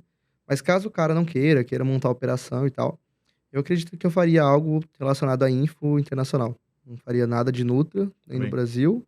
E talvez não Latam, porque precisa de muito contato, de código Latam no caso, porque precisa de muito contato, muita coisa, sei lá. E não é algo que eu domine também. Mas acho que um info ali, Latam, info inglês, info Europa, sabe? Então o cara cria um info de relacionamento, um info de emagrecimento, uma parada assim, bem de boa, bem simples ali. Ele já consegue, tipo, rodar tranquilo. Porque, basicamente, hoje tem muita gente rodando Nutra, né? E uma coisa que eu percebo é que quando tem muita... tipo, o mercado, ele é um mercado meio... não volátil, mas é um mercado que tem muitos ciclos. É cíclico, né? Isso, é cíclico. Então, o que acontece? Por exemplo, em 2023, no Brasil, muita gente rodava info de emagrecimento. Então, o próprio Felipe escalou pra caramba info de emagrecimento no Brasil. Bastante gente, assim, rodou info de emagrecimento, escalou bastante. E deu muito certo. Já em 2024, ano passado, por exemplo, cara, todo mundo tentou rodar info de emagrecimento do Brasil. Cara, 90% ali só tomou surra. Por outro lado, várias pessoas escalaram Nutra de emagrecimento no Brasil ano passado. E poucas pessoas escalaram Nutra de emagrecimento em 2023. Então, você percebe que é uma coisa cíclica. Então, como tem muita gente hoje rodando Nutra nos Estados Unidos e tal, e beleza, tipo, eu acredito que os Estados Unidos têm demanda e mercado pra sempre. Então, tipo, nunca vai ter essa fase. Mas outros mercados como Latam, Europa e tal, tem menos gente, menos público comprador mesmo, são mercados tão cíclicos quanto o Brasil. Então, o cara que faz, que aproveita essa brecha, que a maioria das pessoas estão indo no Nutra agora, pra rodar info, tipo, cara, vai surfar uma onda absurda, porque tá muito fácil acertar info hoje. Cara, tem muita gente que eu conheço, que eu troco ideia, os caras falam, mano, acertei info, aluno meu que pegou umas aulas simples minhas, nem é tão bom de copo assim, mas chegou, conseguiu pegar as coisas, sabe? Então eu percebo que tem essa brecha hoje no mercado de rodar info. E eu vejo também que tem esse ponto do mercado, do pessoal tá muito no Nutra, porque o pessoal quer sempre uma próxima onda. Eu acho que o problema do empresário digital é querer ficar focando em uma próxima onda. Eu vejo gente que começou no drop, tipo, há 2 anos atrás, hoje tá com marca própria, faturando muito, e às vezes com uma margem muito maior do que o pessoal de Nutra, e Sim. tá construindo um equity, tá construindo, tipo, tem um valuation na empresa ali e tudo mais. E é um tipo de gente que não se vislumbra só com essa parte de resultado. Eu vejo que o pessoal que quer entrar no Nutra, quer entrar porque tá no hype. Quer entrar porque, começou, sei lá, uma mentoria, sei lá, Brazilian Wave, por exemplo. Eu vou entrar agora no Nutra porque eu vi que tá todo mundo entrando nisso aí. Então eu vejo que esses pontos de hype que são criados é literalmente a mesma coisa que aconteceu com o Drop, que aconteceu com a PLR. iGaming, PLR. E não quer dizer que o PLR vai deixar de funcionar, mas o mecanismo do PLR talvez sature. Mas, mano, você pode fazer um info com outros modelos e vocês são prova viva disso que isso dá certo. Mas só te interrompendo, mas eu acho que o maior problema disso é porque todo mundo entra no digital como se fosse, tipo assim, uma renda extra, ou, tipo, olhando só com uma visão de marketing, tipo, eu sou marqueteiro. Cara, eu não sei se isso dura por muito tempo, entendeu? Se você entrar com um olhar de gestão já, tipo, eu vou construir uma empresa, eu vou ser um empresário, eu vou acompanhar meus indicadores, você se frustra menos, entendeu? Então, você tem que olhar com uma visão de negócio mesmo, né? Você olhar ali como, eu quero fazer uma graninha, tipo, você vai ser engolido, entendeu? Cara, um bagulho assim que eu percebo é em relação à habilidade mesmo. Tipo assim, a galera que é muito. Entra muito nisso que ele falou, que a galera vê como uma renda extra. Então, os caras, eles chegam e entram no mercado com a visão de, vou modelar uma oferta, vou fazer um negócio aqui. Só que o cara não sabe o que ele tá fazendo. Então, tipo, direto vem gente no MDM. Daí, como que eu faço pra modelar uma oferta de info de não sei o quê? E aí eu sempre falo, mano, primeiro, pra modelar, você precisa saber, tipo, você tá partindo do pressuposto que você vai melhorar algo que já tá funcionando. Como você vai melhorar se você nem sabe fazer? Então, tipo, você provavelmente vai piorar. É o pior caminho é modelar, tá ligado? Verdade. Muito verdade O isso. pior caminho é modelar. Mas, enfim, beleza. Então, a galera entra muito nisso. E o que eu sempre falo mano, foca em construir habilidade. Foca em ser um gestor de tráfego muito foda. Foca em ser um copywriter muito foda. Em dominar essa habilidade, que aí você vai conseguir dar certo em qualquer coisa que você fizer. Então, eu já dei certo rodando oferta própria, já dei certo como freela, tô dando certo agora. Tipo, todas as coisas que eu faço, deu certo por quê? Porque eu foco, por causa da minha skill, sabe? Eu só foco na minha skill, que é aquilo que é meu principal ponto de alavancagem, e é isso. E todo mundo que eu conheço, por exemplo, tem outros copywriters amigos meus, o Filemon, o Diogo, outros gestores de tráfego também, o Pedro Andrade, a Sara, enfim, várias pessoas ali, cara, são excelentes gestores de tráfego, excelentes copywriters, e eles se destacam por isso, entendeu? Então, se eu estivesse começando agora, eu focaria em maximizar ao máximo a minha habilidade, porque isso vai te dar vantagens que nenhuma outra coisa pode dar. Então, tipo, até um caso próprio, assim, antes de entrar na Six, de muita coisa assim, né, bem em 2022, 2023 ali, eu tinha operação própria, eu rodava info, rodava meus próprios produtos, e, cara, eu fazia ali, tipo, 400, 500k por mês ali e tal, só que eu era um puta copywriter, só que eu era um péssimo gestor, um péssimo empresário, sou completamente desorganizado dentro desse aspecto de gestão. Então, cara, financeiro tudo errado, eu pagava mais comissão do que deveria, enfim, um monte de erros ali. Eu lucrava mais fechando o VSL como freela do que rodando oferta própria. E tendo menos esforço.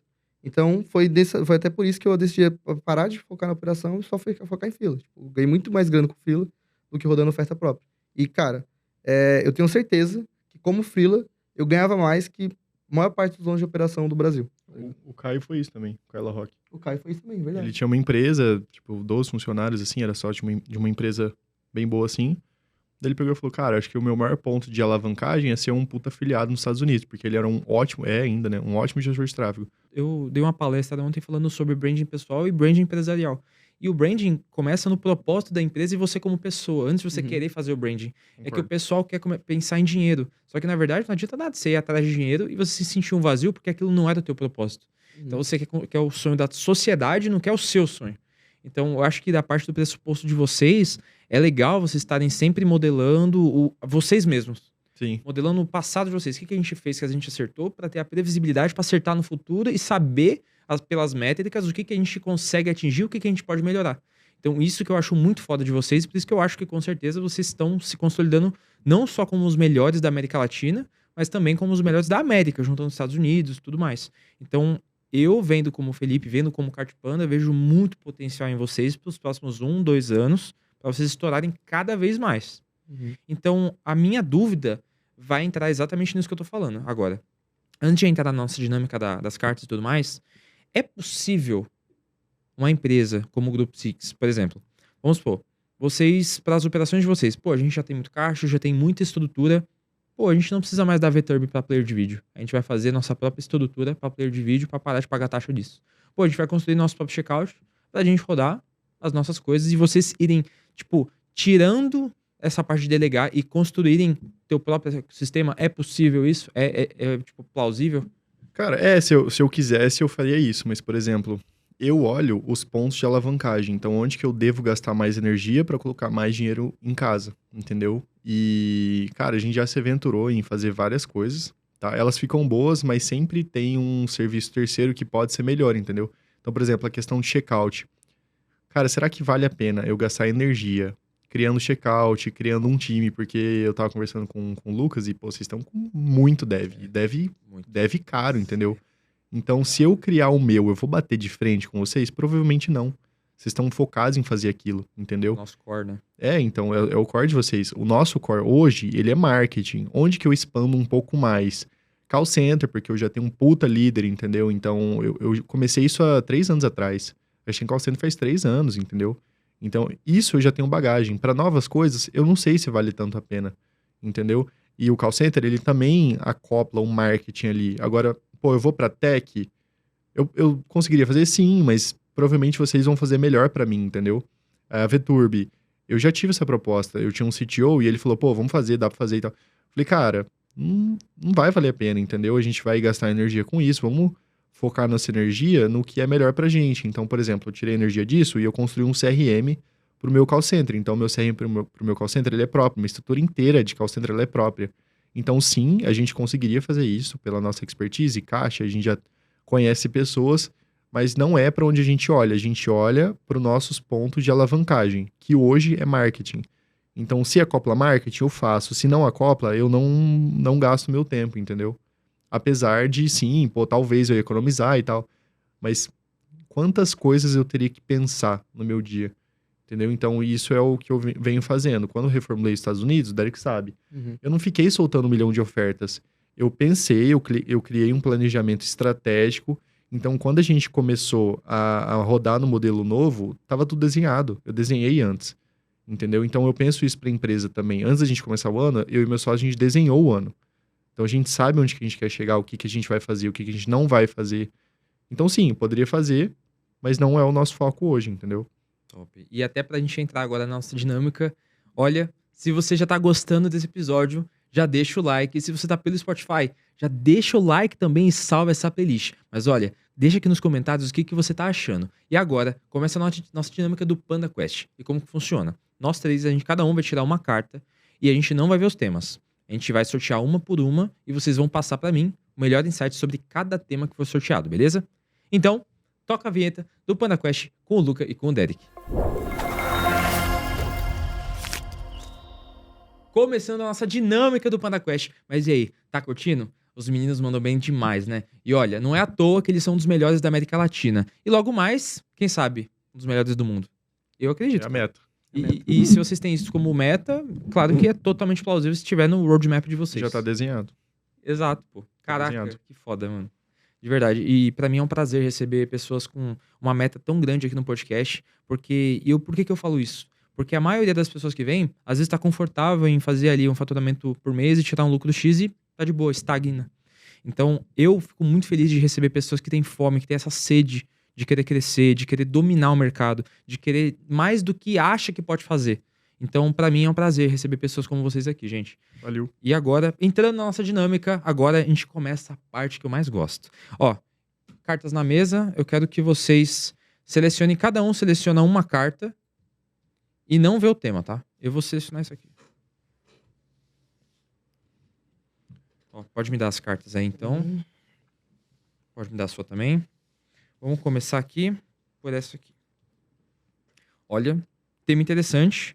E, inclusive, eu queria até saber se é o principal canal de vocês, que é onde vocês vendem, que é Facebook Ads. Qual que é o melhor insight que vocês podem passar sobre Facebook Ads? Pode ser Brasil, pode ser na gringa, dentro da operação, custo. Qual que é o principal ponto-chave para vocês no Facebook Ads? E hoje, é o principal canal onde vocês conseguem fazer vendas? Não.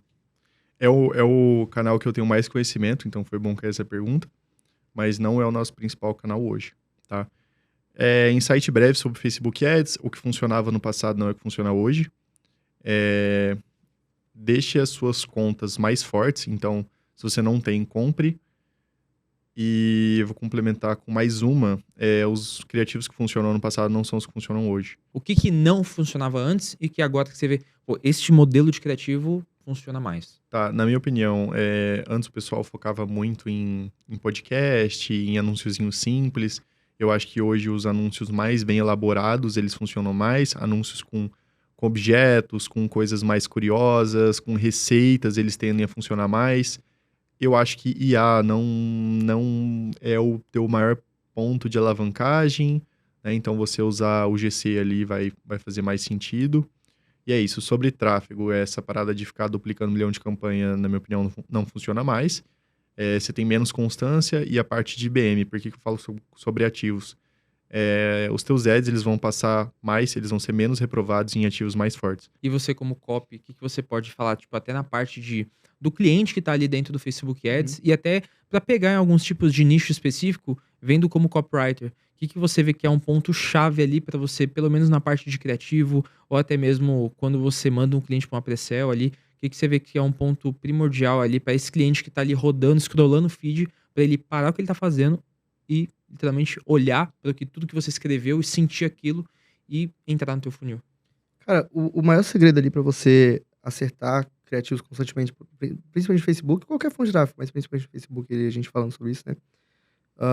É justamente esse ponto que você falou, né? Tipo, o que tem que fazer pro cliente que tá rolando ali parar pra ver? Basicamente, só precisa saber o que o cliente já tá parando pra ver. Então, tipo, se você souber entrar no Facebook, por exemplo, criar uma conta no Facebook simulando o perfil do seu cliente, ou no Instagram, eu tenho até uma conta disso, um dos copywriters lá do time também tem. Então, tipo, a gente pega, começa a ver ali o conteúdo que o nosso público consome e os vídeos que viralizam pra eles. E aí, esses vídeos que viralizam pra eles, a gente usa a nosso favor. Então, por exemplo, cara, se tá viralizando um vídeo mostrando uma receita de um chá roxo ali, tipo, tá todo mundo postando isso aí. Um exemplo até que aconteceu recentemente. Então, tá viralizando isso aí. Cara, a gente pega e vai usar isso ao nosso favor nos próximos anúncios que a gente vai lançar, entendeu? E dessa forma, a gente tá justamente entrando na timeline da pessoa e usando o que tá, tipo, viralizando pra ela no nosso favor no pago. Então, fica muito mais fácil você acertar um anúncio aí. Então, se for pra resumir, procura o que o seu cliente tá consumindo organicamente e traz isso pro pago, que aí, tipo, tua chance de acertar vai ser bem mais alta. Outro ponto importante também, que a galera esquece, é que o anúncio, ele não tem um objetivo necessariamente de vender ou de levar pra VSL. O anúncio, ele é um conteúdo. Então, você tem que chegar e fornecer um conteúdo de valor pra pessoa, né? Até quem fala isso é o maior copywriter da história, na minha opinião, que é o Gerben Swenger. Nossa, com certeza. Cara, transforma o seu anúncio em um conteúdo, tipo, disfarça a venda, sabe? Então, a gente sempre tenta fazer isso, sabe? Então, tipo, a gente grava ad mostrando, esses 3 ingredientes aqui vai ajudar a conseguir tal coisa. Ou compra isso aqui pra você conseguir tal coisa. Ganchos curiosos, né? O hook curioso. Hooks curiosos, que parece que é um conteúdo. Então, a pessoa, ela vê, não é tipo aquele anúncio, tipo, um estudo polêmico da Universidade Harvard, tipo, já tá batido. Já era. Tá ligado? É um anúncio que entrega um conteúdo, que a pessoa para e vê, caraca, deixa eu ver, acho que vai ser uma receita, vai ser alguma coisa que vai ser interessante aqui, sabe? Então a gente para a pessoa por isso. Então, acho que os 2 maiores insights, principalmente sobre criativo de Facebook Ad, é isso. Pega o que tá funcionando no orgânico, tá viralizando no orgânico, traz isso pro pago e disfarça a venda ao máximo, tá ligado? Faz seu anúncio não parecer um anúncio. Quanto menos parecer, maior são as chances de dar certo. Eu vejo também até no TikTok, né? Eu lembro que eu gosto de assistir algumas palestras em inglês e o pessoal fala bastante, né? Don't make ads, make TikTok. Pra quem faz criativos no TikTok também. Exato. Então, eu vejo que a plataforma não é voltada pra quem quer ver anúncio. Exato. Então, é voltada pra quem quer ver conteúdo. Sim, com E sempre certeza. foi assim. Uhum. Só que, na verdade, os anunciantes acham que tem que focar, porque eu tô colocando a minha campanha pra vendas, eu tenho que mostrar que eu tô vendendo. Não, Uhum. você tem que fazer pra conteúdo. Então, eu acho que até é interessante, porque no final das contas, o público que vai acabar interagindo muito, às vezes não é nem o público comprador, mas às vezes o público de engajamento. Sim. Porque é o público que já vê aquilo viralizando. Então, claro que esses 2 públicos ali acabam entrando no funil e aí a gente consegue ver, tipo, pelas métricas, qual que realmente acaba comprando mais. Mas, velho, quanto maior volume de pessoas entrando no teu criativo, tipo, qualificado, menos você vai pagar. Uhum. E esse é o ponto, né?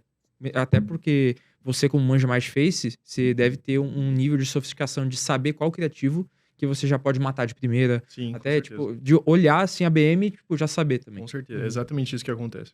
Então, Exatamente tipo, isso. eu não faço isso tem 1 ano e meio. Mas eu tô fazendo agora, voltando a fazer curso criativo da Cartpano, que a gente tá Aham. rodando lá fora. Então, tipo, eu vejo muito disso. E então eu acabo me colocando no lugar do copywriter e também do gestor. Uhum. Então, por isso que é bom ter esse tipo de pergunta. Então, acho que a gente trouxe um insight muito foda pra galera também. E não fiquem, tipo, apreensivos em falar termo técnico. Pode entrar com tudo que o pessoal... Meu, se você não sabe o termo técnico, então você que tem que se sofisticar. Beleza? Tua Procura. meta aqui no podcast é deixar de ser topo de funil. Entende? Teu objetivo é deixar de ser topo de funil. Se você quer ser foda, você tem que ser literalmente uma pessoa que tem resultado. E pra você ter resultado, você tem que estar andando com pessoas como eles. Tem que estar no mesmo ciclo. Mas pra isso tem que ter os mesmos resultados. Ou parecidos ou maiores. Beleza? Agora, indo pra nossa próxima cartinha. Ó.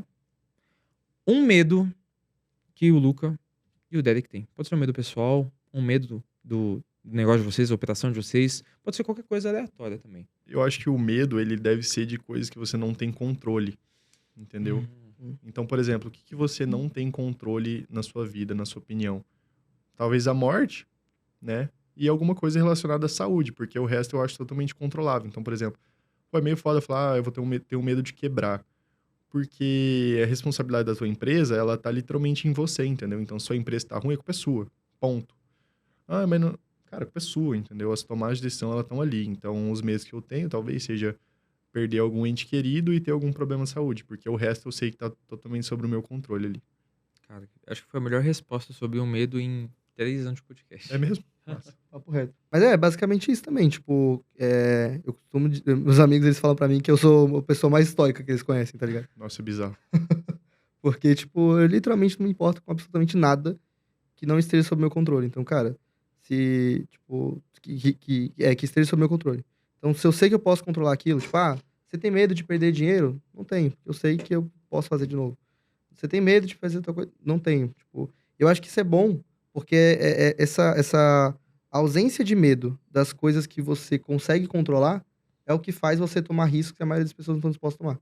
Então, cara, o que trava a pessoa de tomar uma decisão de, cara, largar o emprego que ela tá hoje pra entrar de cabeça no digital, ou que faz essa pessoa chegar e migrar de operação, fazer alguma parada que ela sabe que precisa fazer, mas ela não faz porque tem medo, é justamente isso, tá ligado? Tipo, é essa ausência de cara, foda-se o risco, tá ligado? Eu sei que eu posso contornar. Então, tem até um exemplo, né? Um amigo meu, de infância, assim, ele chegou, ele tava trabalhando, e tava eu e outro amigo meu, o Diogo, que ele vai até ser entrevistado aqui. Vai, o Diogo Gomes, né? Diogo Gomes, aham. A gente tava conversando, assim, com esse meu amigo de infância, e aí ele tava trabalhando um lava rápido, um bagulho assim.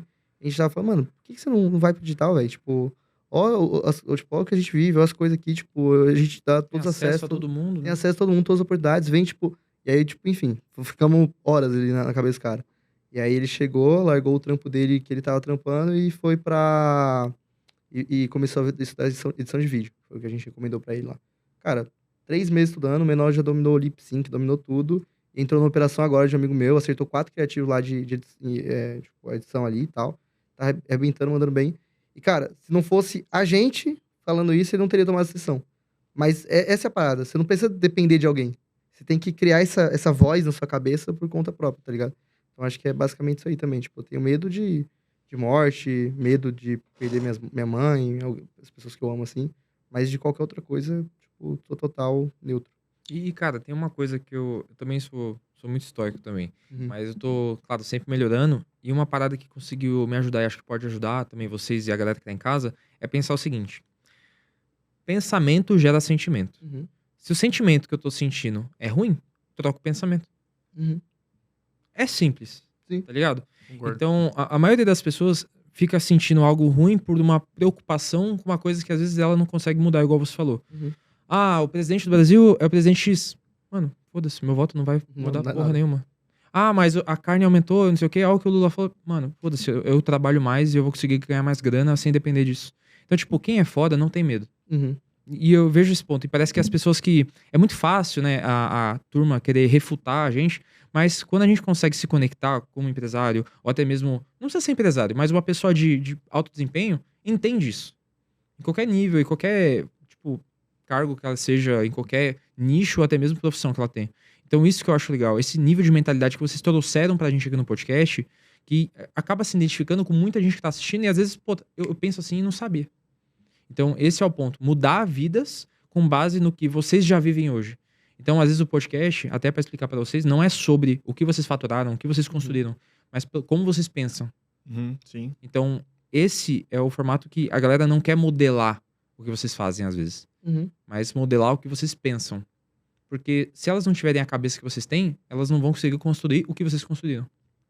Cara, eu acho que 80-20 é isso, mentalidade. Todo mundo que eu olho, assim, tem resultado acima da média em qualquer área, tem sempre uma mentalidade foda, assim, tá ligado? De ter convicção das coisas, que as coisas iam dar certo e tal. E eu vejo que isso é um ponto muito foda. E agora, indo pra nossa última cartinha. Já deixou o like? Vou parar de suspense, eu sei que vocês não gostam. Agora, vamos lá. Ó, a gente tirou um medo. E agora, um desejo que cada um de vocês tem. Um desejo do Luca e um desejo do Derek. Eu tenho o desejo pessoal, né, como empresa ali, de colocar a Six no top 5 mundo, tá? Então, basicamente, a gente tá trabalhando para isso. Quanto que você precisa faturar para ser top 5? Eu acredito que uns 150, 200 milhões por mês. Você acha que em quanto tempo vocês vão conseguir construir isso? Em anos, assim? Cara, eu Eu acho tô que mirando também. no ano que vem, Tô mirando no ano que vem aí. Acho que ano que vem dá.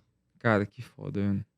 No planejamento que a gente fez hoje, não tá na meta, mas provavelmente a gente vai colocar no ano que vem ali. Quais são os pontos que você vê que vocês têm que criar na empresa para conseguir... existem áreas novas que vocês precisam investir na empresa para chegar nesse nível? Ou é Sim. só aumentar e potencializar o que vocês já têm? Não, tem áreas novas que a gente tem que criar. Inclusive, a gente já tá fazendo isso, né? Eu vou criar um ecossistema de afiliados, poucos afiliados. Eu quero trabalhar só com 15 pessoas exclusivamente. Tipo, nichados. Nichados. Eu vou entregar VSLs exclusivas, eu vou entregar manutenção de VSL, então elas sim vão ter lead, microlead e Aí tu novos se fechamentos isenta do validados. custo de tráfego, né? A gente se isenta do custo de tráfego e a gente fica mais como operação. Aí, para isso, né, eu tenho que criar times que vão fazer essas manutenções, eu tenho que trazer um bom gerente de afiliados, que a gente já está procurando, tem alguns nomes em mente.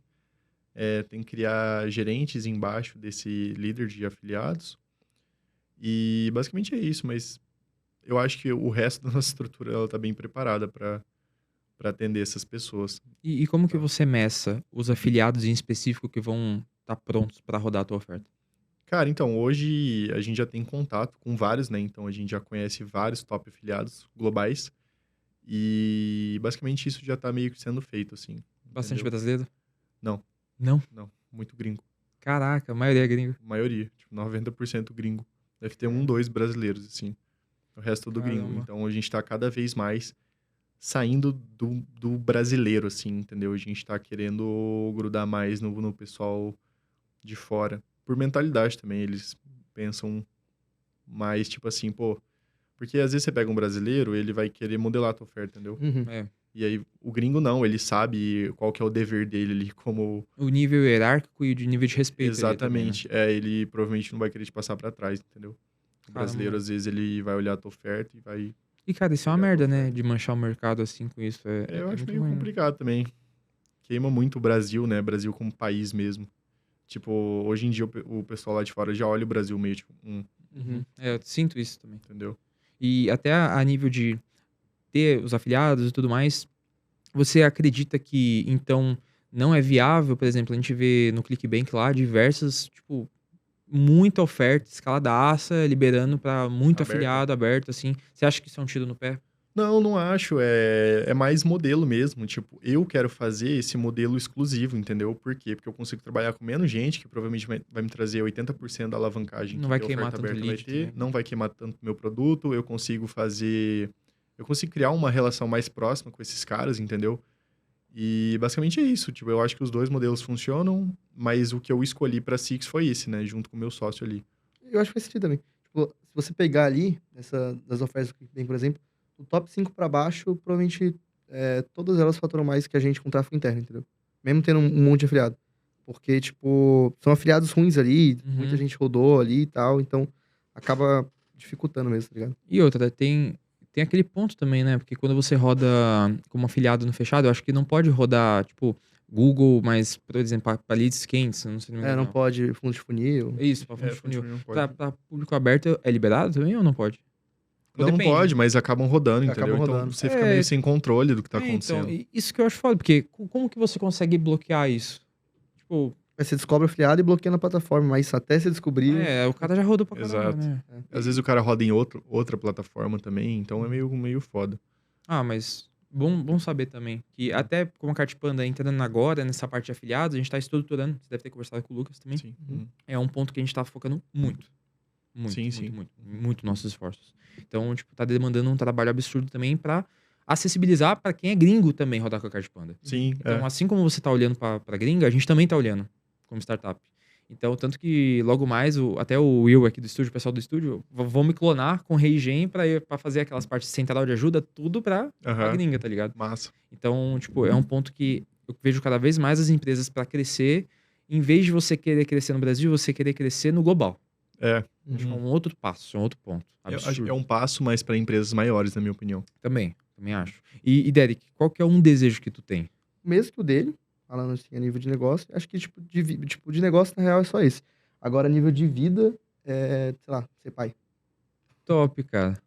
Que massa. E pra gente conseguir finalizar com chave de ouro, o que vocês podem dizer pra toda essa galera que ajudou vocês na trajetória de vocês, até mesmo dizer pra parentes que apoiaram vocês, pra quem ajudou de fato, até pra pessoas que estão, até pro Alê também, que tá com vocês na rotina aí, o que vocês podem dizer pras pessoas mais importantes pra vocês na trajetória de vocês, olhando até na câmera aqui?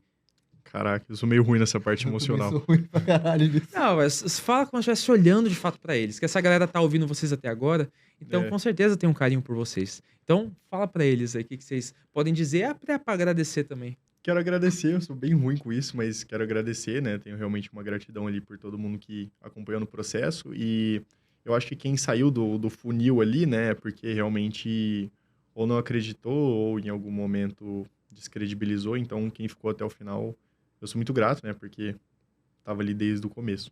Então, um abraço para todo mundo. Bom, é isso. Um abraço pra todo mundo que tava comigo também. É nóis. Tamo junto. Eu sou muito bom com... Eu também, não sou o mais emocional do mundo. E nesse caso, pra quem ficou até o final desse podcast, como que essa pessoa consegue seguir vocês nas redes sociais? Ela consegue se conectar com vocês, seja no Instagram ou qualquer outro lugar? Qual que é o Insta de vocês? O meu é Luca Cristóvão, com K, né? Luka Cristóvão. E o meu é Derek Carneiro, com CK, né? Derek CK. E o Carneiro é com 2 O no final. Beleza. Inclusive, vou deixar aqui na descrição pra você que tá no YouTube ou no Spotify seguir os caras também.